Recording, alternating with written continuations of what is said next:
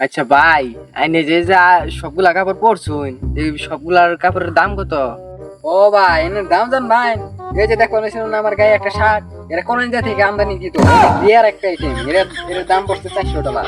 তারপর দেখো ভাই এই যে আমার একটা পেন, এটা তো মনে করো চাইনা থেকে ইনপুট করা, এর যে রিয়ার এর $6000 এর দাম, বুঝছেন?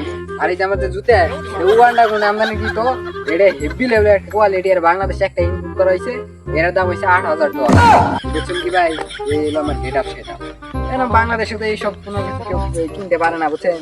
এগুলা খালি আমার জন্য আনা হয়েছে একমাত্র। আরে ভাই খারান এত হুদাহুদি তাড়াতাড়ি করবার নিছেন কে? সব মিলে সবটির দাম কত পড়লো ওটা তো কই লাগছে, কই যাইলেন না? কই? ও ভাই সবগুলা নিয়ে কত পড়ছে এখন পারছেন?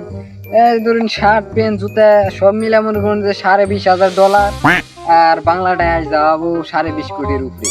তো ভাই আইনি তো দিব্যেরা হাবড় লোক, তো ভাই আইনির পেশা কি?